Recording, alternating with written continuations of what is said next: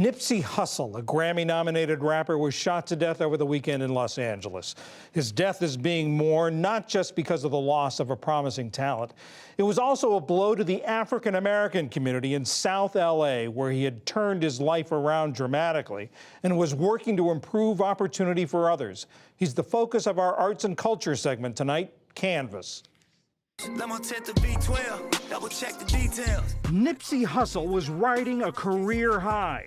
Born Ermias Ashkadam, the West Coast rapper's debut album Victory Lap won widespread praise and a Grammy nomination last year for Best Rap Album.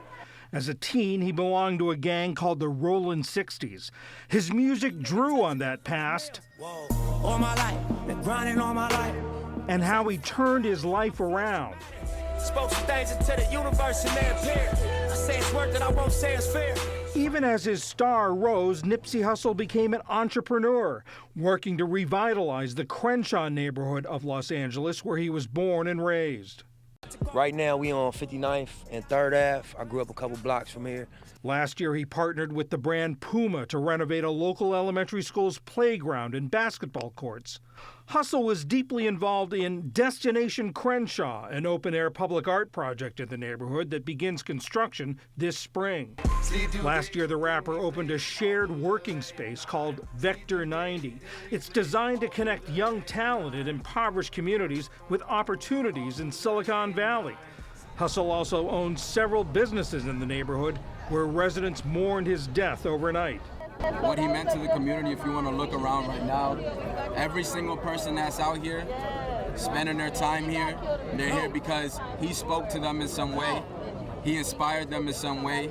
Hussle was shot in broad daylight outside a clothing store he owned. The shooter is still at large. We do understand that we have one male black suspect, no further description at this time. That suspect is not in custody, and currently we're going to start canvassing the area, talk to any witnesses, and also we're going to canvass all the local area for any video. Condolences and a sense of shock reverberated on social media. Los Angeles Mayor Eric Garcetti said, "Our hearts are with the loved ones of Nipsey Hussle and everyone touched by this awful tragedy.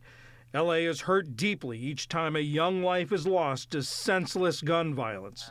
Hussle's death was also mourned in the sports world.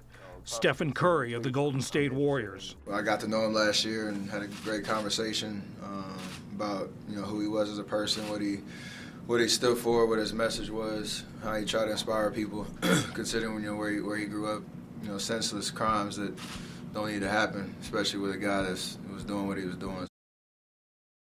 Hussle was to have met today with the Los Angeles police chief and police commissioner to talk about ways to stop gang violence. David Dennis Jr. joins us to discuss Hussle's life and legacy. He's a writer for the pop culture website, The Undefeated. David, thanks so much for joining us. Help us, explain to us Hussle's place in the music industry. He is an icon. He revolutionized the industry probably over the last 10 years. In 2013, while everybody was releasing free music on the internet, he released albums for $100 a piece, betting on himself, banking on himself. A lot of people thought he was crazy for doing that. Jay-Z bought in. He bought $10,000 worth of copies of the album. It really launched him into a new stratosphere, and he became as known for his business acumen, his community service, as he did for his music. And talk about that, his community services. We heard in the tape piece, he really did a lot to try to revitalize his home neighborhood in Los Angeles. Yeah, he was really the dream of what you would want from any celebrity, really, but especially a black celebrity in America who was able to transcend the environment and the neighborhood that he was raised in. He banked on himself. He made a ton of money, and it seemed like every dollar he made, he put back into the community that raised him. He built Vector 90, which was a workspace in the area. He invested in real estate. The place where he was shot was outside of a store that he built and owned in that Crenshaw area. He was always doing what he could to pour money and resources back into that community, which is really what you would want from anybody who rises to that level. And also, he rose to that level, but he was sort of against his own fame. He talked about how people shouldn't be following celebrities. They should be following Elon Musk. They should be following Mark Zuckerberg. They should be looking at other ways of success. Yeah, so he sort of went against the idea that, there's a stereotype that if you're from, quote unquote, the hood, you need to be a basketball player or athlete or an entertainer. And he felt as though if he could, raise the mindset of people to go beyond that they can maybe, be inventors, be business people. And he did that with a lot of what he was trying to build within that community. And at the same time, he didn't shy away from his past, his gang life in the past. Yeah, he, was a inspirational tale and I guess now a cautionary tale. I mean, he talked about his gang lifestyle that he came up from. But in his latest album, he spoke about that, but he did a lot of speaking about, how a lot of the things he did were not something to aspire to. What he felt you could aspire to is be the business person, be the community activist that he was. So he used his story to be an inspiration to anybody listening. What do you think is going to happen to the many projects he started in his neighborhood?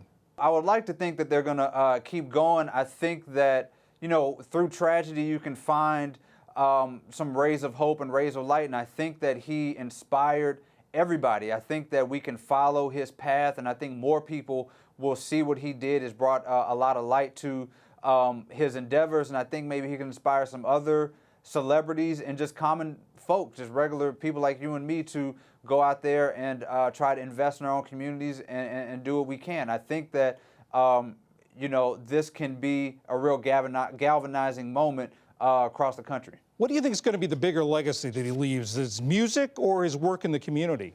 I think they go hand in hand, actually. I think that you can't talk about the work he did in the community without talking about the music that got him into that place to be so beneficial to the people around him. I think that the overall man that Nipsey Hussle was and what he represented will really be his legacy, and I think it'll really carry us to, perpetuating the things that he did. David Dennis Jr. of the Undefeated, remembering the life and legacy of Nipsey Hussle. Thanks so much. Thank you.